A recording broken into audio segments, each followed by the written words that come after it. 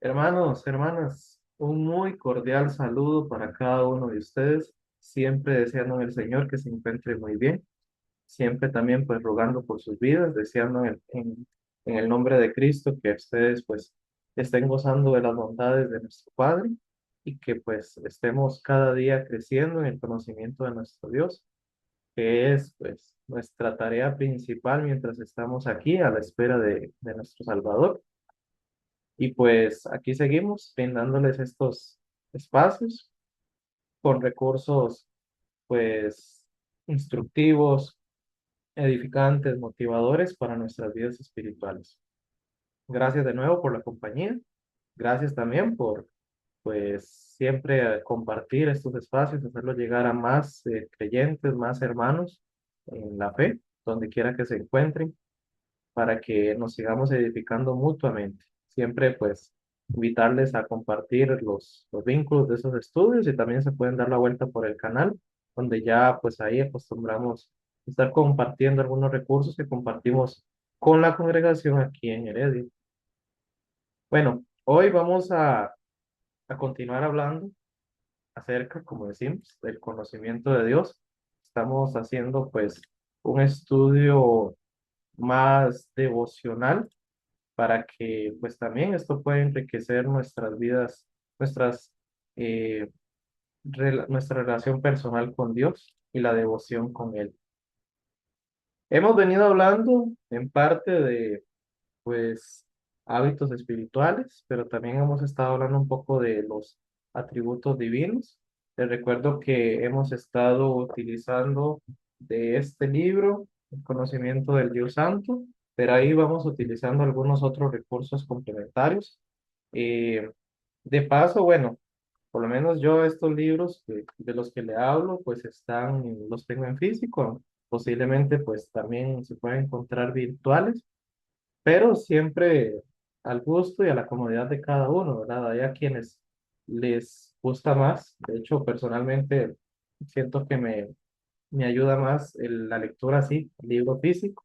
Todos estos libros que yo les menciono, pues ahí están en Amazon, uno los puede mandar a traer. Y como les digo, también de algunos hay versiones virtuales en Kindle o también están, pues por ahí se puede encontrar algún PDF haciendo la búsqueda respectiva. Hoy, pues haciendo como un repaso, como hojeando un poco el libro, me pareció que algo que puede ser muy enriquecedor que hablemos hoy es en cuanto a, yo diría que es una triada de atributos que calza muy bien verlos juntos. Vamos a ver qué tanto nos da chance, porque eh, pues tampoco la idea es recargarnos demasiado, ¿verdad? A veces esto nos se presta para meditar mucho. Entonces, vamos a hablar hasta donde nos dé el tiempo. Empecemos hablando de Dios es justo. Ese es uno de los atributos divinos, ¿verdad? Su justicia.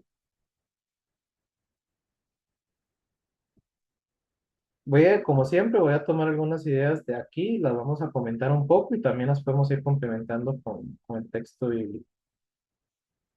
Empieza diciendo que en las escrituras apenas se distinguen entre sí la justicia y la rectitud. Es la misma palabra del original la que la traduce como justo o recto.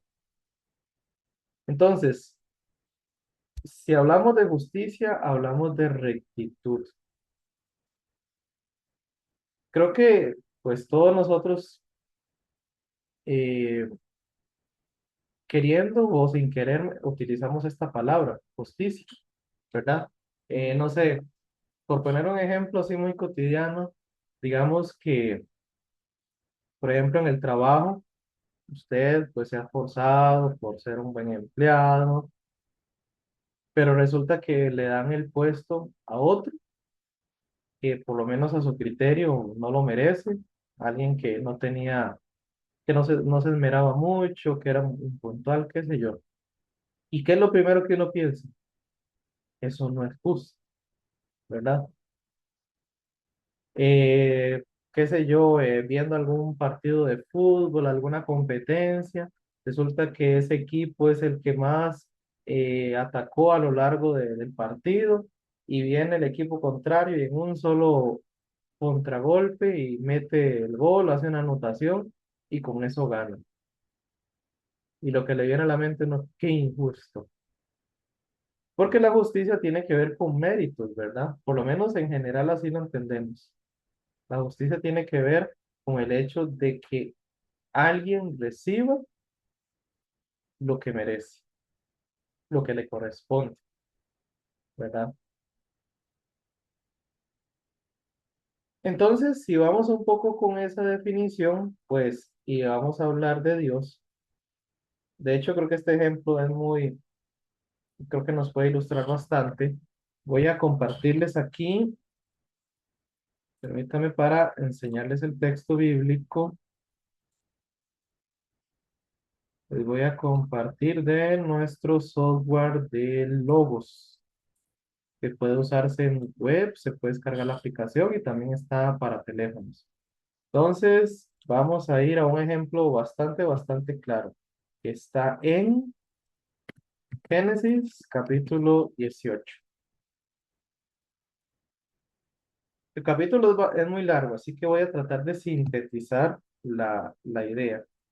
Resulta que estamos hablando de que, eh, pues es el capítulo en el que narra cuando viene, creo que no hace mucho lo leímos, cuando Dios manifestado como persona, ¿verdad? Como un ser humano, visita a Abraham junto con otros dos varones para anunciarle de que él, pues, de ahí a un año va a tener su hijo.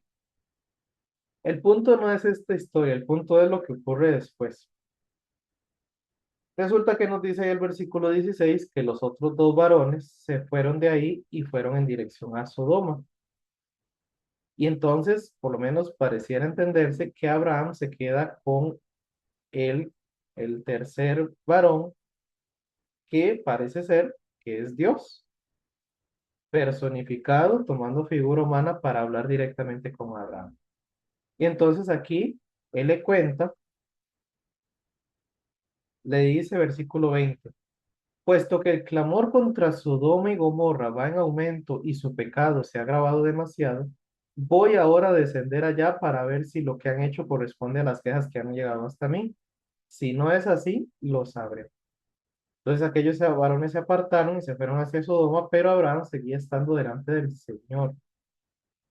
Y se acercó a Abraham y le dijo: ¿acaso, noten aquí la palabra, acaso vas a destruir al justo con el injusto?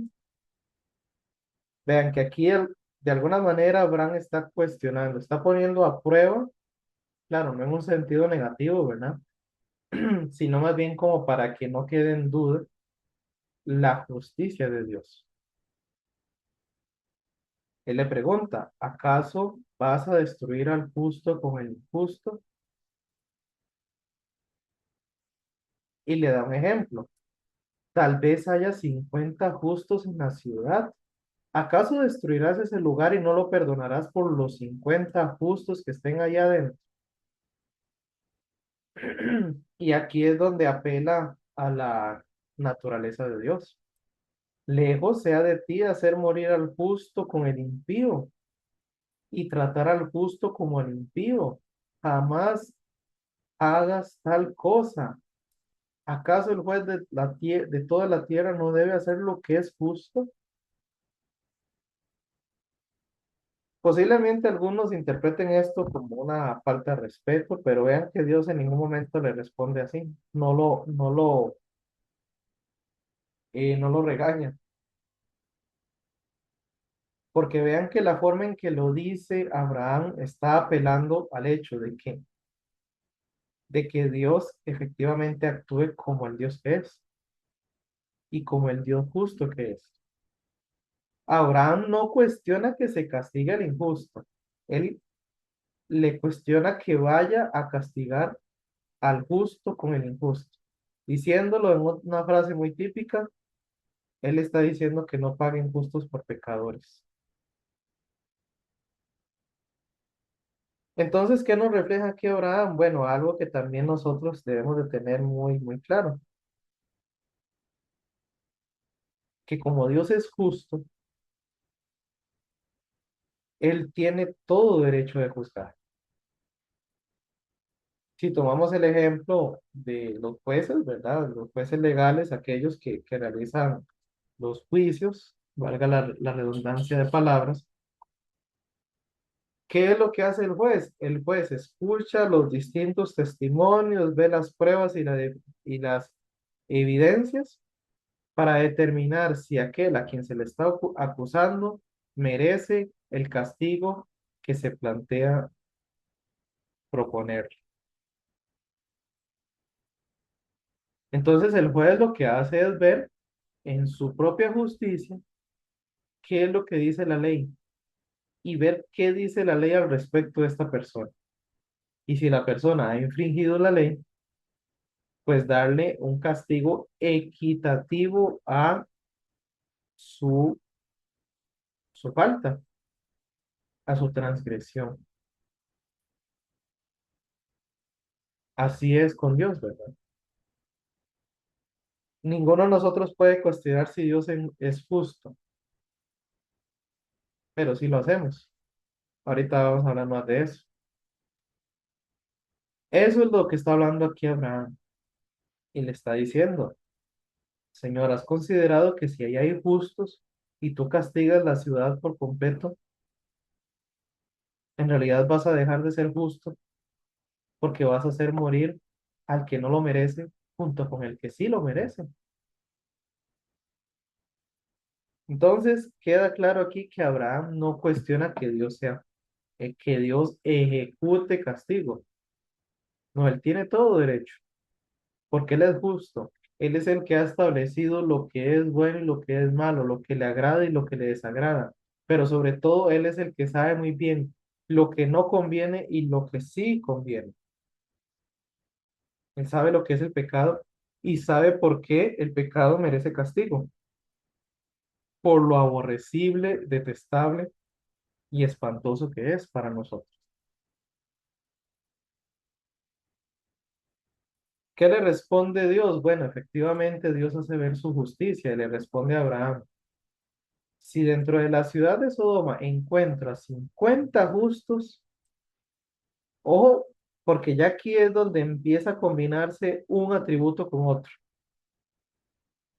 Porque resulta que ya no solo es que Dios dice, no, es que yo no voy a castigar a los justos. Aquí es donde entra otro atributo que es uno que veremos más adelante, que es la gracia. Y a la misma vez misericordia, que es otro atributo de Dios.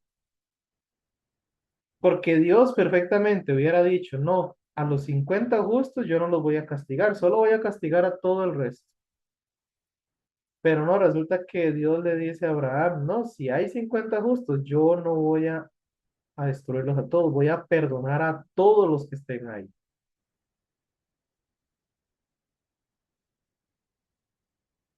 Por eso es que quería ver estos atributos juntos, porque es donde a nosotros como humanos nos puede costar cómo combinar la justicia de Dios y a la misma vez con la gracia. Porque resulta que por ser justo con los que son justos, está brindándole gracia y misericordia a los que no se lo merecen.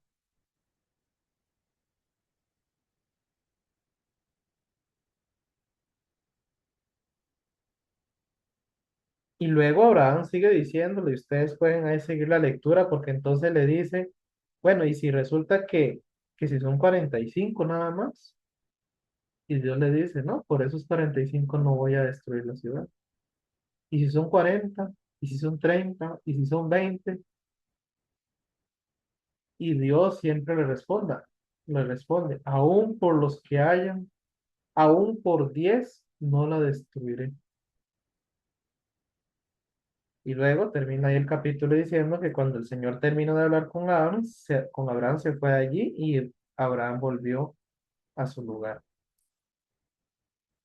El resto de la historia ya la sabemos. porque resulta que la ciudad estaba tan atestada de maldad que no había uno solo que fuera justo, y por eso la ciudad no se salvó. No porque Dios no se hubiera detenido a considerar, es porque sencillamente ya lo había considerado y no había uno solo justo. Los únicos que se salvaron fueron Lot y su familia, que en realidad no eran como tal, pues no pertenecían a la ciudad. Recordemos que Lot pues venía con Abraham y luego se distanció de él, se fue alejando poco a poco y terminó viviendo ahí en Sodoma, pero como tal él no era parte de la ciudad. Ni siquiera sus yernos se salvaron, solo Lot, su esposa y sus dos hijas. Entonces Dios termina ejecutando su justicia porque es un Dios justo. Si Dios no ejecuta juicio, si Dios no castiga el pecado, deja de ser un Dios justo. Y bueno, tenemos que agradecer que efectivamente Dios es así, porque pensemos qué confiable podría ser para nosotros que Dios en su justicia terminara pasando por alto ciertas cosas.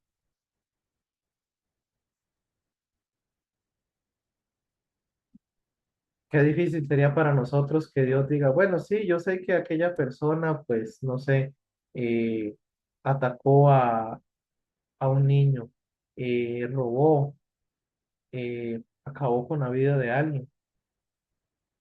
Pero bueno, lo vamos a pasar por alto.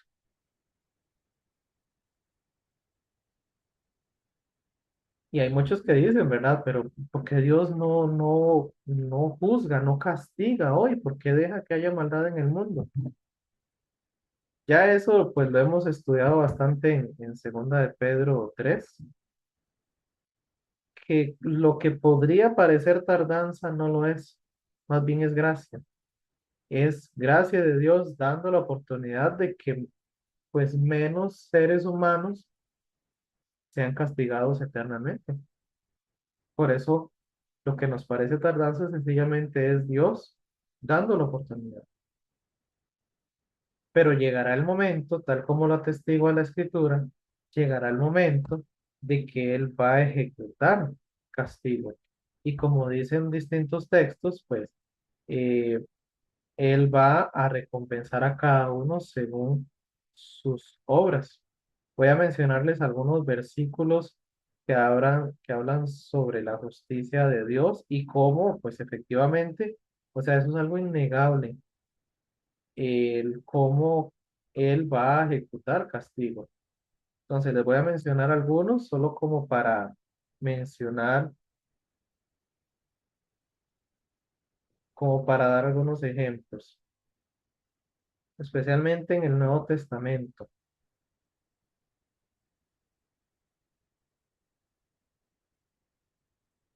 Por ejemplo, dice en Nahum 1:3, Jehová es tardo para la ira, ojo, y grande en poder, pero dice, no tendrá por inocente el culpable. Luego Romanos 6:23 dice que la paga del pecado es muerte, pero la dádiva de Dios es vida eterna en Cristo Jesús. ¿Qué dice eso? Bueno, el pecado va a recibir su castigo, que es la muerte. Luego el que ya mencioné, segunda de Pedro 3:9, el Señor no retarda su promesa, sino que es paciente para con nosotros, no queriendo que ninguno perezca. Y bueno, sin duda que Apocalipsis es uno en especial que habla mucho de esto. Por mencionar un versículo, dice en Apocalipsis 20, 12 y 13, ahí habla de que fueron juzgados cada uno según sus obras. De manera que la justicia de Dios es innegable.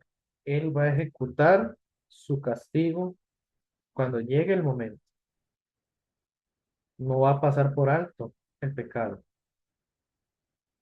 porque Él es justo y es parte de su esencia. Recordemos que cuando hablamos de los atributos de Dios, hablamos que un atributo de Él no es algo que es por ratos, no es algo que hoy en la mañana es justo y mañana en la tarde y hoy en la tarde es amor. Él es siempre amor y Él es siempre justicia. Sus atributos no cambian como nosotros que cambian nuestro estado de ánimo. Él es justo siempre. El mismo Dios que actuaba con justicia en el Antiguo Testamento es el mismo Dios que actuará con justicia y de hecho lo vemos constantemente en el Nuevo Testamento también. A veces se quiere diferenciar y decir que son dos dioses diferentes. No, sencillamente es que el texto del Antiguo Testamento habla en un tiempo y en un contexto, según lo que los autores bíblicos querían resaltar, y el Nuevo Testamento nos habla en otro contexto y habla en otro trasfondo, pero el mismo Dios es el mismo Dios siempre. Por eso decía, es tan importante sobre todo el cierre del Nuevo Testamento en Apocalipsis, porque allá se ve igual, Dios ejecutará juicio y castigo dando a cada quien lo que merece. Para cerrar y para dejar para mañana el siguiente atributo, que lo que les mencionaba antes, esos atributos que uno no sabe cómo calzan, pero en Dios sí calzan. ¿Cómo es que sabiendo esto de que Dios es justo, hoy nosotros estamos aquí donde estamos? ¿Cómo es que nosotros hemos recibido gracia a pesar de la justicia de Dios? Bueno, eso vamos a hablar Dios mediante el día de mañana. Por el momento vamos a dejarlo aquí. Espero se haya comprendido este tema y, pues como decía, que sigan enriqueciendo nuestro conocimiento de Dios. Oramos. Amado Señor y Padre Celestial, gracias te damos porque podemos conocerte cada día más. Podemos profundizar en el entendimiento de quién eres tú, pero sobre todo gracias porque este conocimiento tiene un propósito y es consolarnos, animarnos, también hacernos crecer en respeto y reverencia contigo y a la misma vez dimensionar la clase de amor que has demostrado por nosotros, evidenciado en el hecho que aun siendo justo y aun siendo un Dios de ira contra el pecado, estamos aquí delante tuyo como hijos tuyos. Gracias te damos y oramos en Cristo. Amén. Quedamos así. Dios les bendiga y les guarde siempre.